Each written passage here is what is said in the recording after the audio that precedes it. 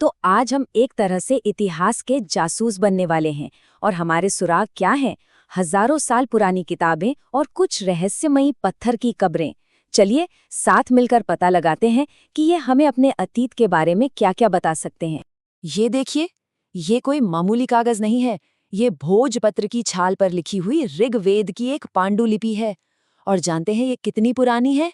लगभग 3,500 साल। जरा सोचिए, इसने क्या कुछ नहीं देखा होगा। तो सवाल ये उठता है कि आखिर हम उस दुनिया के बारे में जानते कैसे हैं जो हमसे हजारों साल पहले थी? मतलब इतिहासकार अतीत की इस पहेली को सुलझाते कैसे हैं? इसका जवाब ना दो मुख्य स्रोतों में छिपा है। एक तरफ है प्राचीन ग्रंथ जैसे कि ऋग्वेद, और दूसरी तरफ है ये खामोश पत्थर यानी महापाषाण कब्रें, जो अपने अंदर न जाने कितनी ही कहानियां समेटे हुए हैं। तो चलिए सबसे पहले अपने पहले सुराग को उठाते हैं, और ये है दुनिया के सबसे पुराने ग्रंथों में से एक, ऋग्वेद। अब आगे बढ़ने से पहले एक बार टाइमलाइन पर नजर डालना बहुत जरूरी है। देखिए, ऋग्वेद की रचना हुई आज से करीब 3500 साल पहले। उसके लगभग 500 साल बाद महापाषाण कब्रों का दौर शुरू हुआ, और फिर आज से करीब 2000 साल पहले मशहूर वैद्य चरक हुए। लेकिन सबसे दिलचस्प बात पता है क्या है? ऋग्वेद को कागज पर लिखा तो मुश्किल से 200 साल पहले गया है। सदियों तक ये सिर्फ सुना और सुनाया जाता रहा। गुरु अपने शिष्यों को इसे एक एक शब्द रटवाते थे, मतलब कंठस्थ करवाते थे। ऋग्वेद में 1000 से भी ज्यादा प्रार्थनाएं हैं, जिन्हें सूक्त कहा गया है। इसका सीधा सा मतलब है अच्छी तरह से बोला गया। और ये प्रार्थनाएं अलग अलग देवी देवताओं की तारीफ में रची गई थीं। इनमें से 3 देवता बहुत ही महत्वपूर्ण थे। एक तो अग्नि यानी आग के देवता, दूसरे इंद्र जो एक योद्धा देवता थे, और तीसरे सोम जो एक पौधा था जिससे एक खास तरह का पेय बनता था। ये भजन हमें उस समय के लोगों की सोच और आस्था की एक बढ़िया झलक देते हैं। अब देखिए, ये ग्रंथ सिर्फ पूजा पाठ के लिए नहीं थे। जैसे ये सूक्त है, इसमें विश्वामित्र नाम के एक ऋषि नदियों से प्रार्थना कर रहे हैं कि वे अपने रथों को रास्ता दे दें। इससे हमें साफ साफ पता चलता है कि उस समाज में घोड़ों और रथों की कितनी अहमियत रही होगी। अच्छा, अब अपने दूसरे सुराग की तरफ चलते हैं।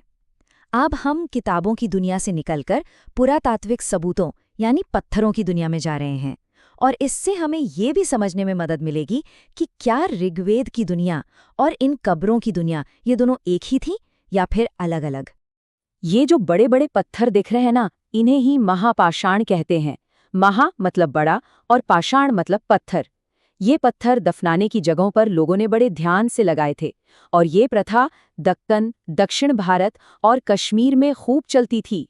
पुरातत्वविदों को ना कई तरह की महापाषाण कब्रें मिली हैं। जैसे ये वाली, इसको सिस्ट कहते हैं, जो एक ताबूत जैसा होता है। इसमें एक पोर्ट होल यानी एक बड़ा सा सुराख भी होता था। शायद इसका इस्तेमाल बाद में और शवों को अंदर रखने के लिए किया जाता होगा। इन कब्रों के अंदर सिर्फ कंकाल नहीं थे, उनके साथ मिली हैं लोहे के औजार और हथियार, जैसे कुल्हाड़ी और कटारें। घोड़ों के कंकाल भी मिले हैं, और काले लाल रंग के मिट्टी के बर्तन भी। इससे ये तो साफ है कि ये लोग लोहे का इस्तेमाल करना जानते थे। तो अब हमारे पास 2 तरह के सुराग आ गए हैं। एक तरफ ऋग्वेद के शब्द हैं, और दूसरी तरफ इन कब्रों से निकले कंकाल और सामान। आइए देखते हैं कि इन दोनों को जोड़कर हम उस समय के समाज की कैसी तस्वीर बना पाते हैं। ऋग्वेद हमें समाज के 2 मुख्य समूहों के बारे में बताता है। एक थे पुरोहित, जो यज्ञ जैसे धार्मिक अनुष्ठान करते थे, और दूसरे थे राजा। लेकिन एक मिनट, ये राजा आज के राजाओं जैसे बिल्कुल नहीं थे। इनकी कोई बड़ी बड़ी राजधानियां या महल नहीं होते थे। ये तो अक्सर एक बहादुर योद्धा होते थे, जिन्हें लोग अपना सरदार चुन लेते थे।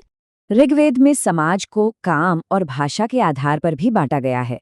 जिन लोगों ने इन प्रार्थनाओं को बनाया, उन्होंने खुद को आर्य कहा और अपने विरोधियों को दास या दस्यु। ऋग्वेद के हिसाब से दस्यु वो लोग थे जो यज्ञ नहीं करते थे और शायद कोई दूसरी भाषा बोलते थे। चलिए अब वापस उन कब्रों की तरफ चलते हैं, क्योंकि किताबें तो हमें सामाजिक ढांचे के बारे में बताती हैं, लेकिन कंकाल वो हमें उस वक्त के लोगों की असल जिंदगी की हकीकत दिखाते हैं। पेपीस ब्रह्मगिरी नाम की एक जगह पर एक कब्र में एक कंकाल मिला जिसके साथ पूरे 33 सोने के मनके और शंख भी दफनाए गए थे। वहीं दूसरी कब्रों में कंकालों के पास सिर्फ कुछ मिट्टी के बर्तन थे। ये हमें उस समाज में जमीन आसमान का फर्क दिखाता है। मतलब कुछ लोग अमीर थे और कुछ गरीब। और एक और बड़ी दिलचस्प बात यह है कि कभी-कभी एक ही कब्र में एक से ज्यादा कंकाल मिले हैं। इससे ये अंदाजा लगता है कि शायद एक ही परिवार के लोगों को अलग-अलग समय पर एक ही जगह दफनाया गया था। ये परिवार और वंश के महत्व को दिखाता है। कब्रों से मिले कंकाल हमें परिवार के बारे में तो बताते ही हैं, लेकिन वो हमें प्राचीन ज्ञान की एक और शाखा की तरफ भी ले जाते हैं, और वो है चिकित्सा, जो एक और रहस्यमयी संख्या से जुड़ी है, 360। आज से कोई 2000 साल पहले एक बहुत मशहूर वैद्य हुए चरक। उन्होंने लिखा कि इंसान के शरीर में 360 हड्डियां होती हैं, जबकि आज का विज्ञान कहता है कि 206 होती हैं। तो ये फर्क क्यों? ऐसा हो सकता है कि चरक ने अपनी गिनती में दांत, कार्टिलेज और हड्डियों के जोड़ों को भी गिन लिया हो। ये दिखाता है कि वो शरीर को सिर्फ एक ढांचे की तरह नहीं, बल्कि एक पूरे सिस्टम की तरह देखते थे। तो आज हमने देखा कि कैसे पुरानी किताबें और कब्रें हमें हजारों साल पहले की जिंदगी की एक झलक दे सकती हैं। ये हमें सोचने पर मजबूर करता है। आज हमारी जिंदगी का हर पल डिजिटल फाइलों और सोशल मीडिया पर कैद हो रहा है। जरा सोचिए, आज से 3000 साल बाद जब भविष्य के पुरातत्वविद हमारे इन डिजिटल अवशेषों को देखेंगे, तो हमारी ये डिजिटल कब्रें उन्हें हमारे बारे में क्या कहानी सुनाएंगी? ये सोचने वाली बात है ना?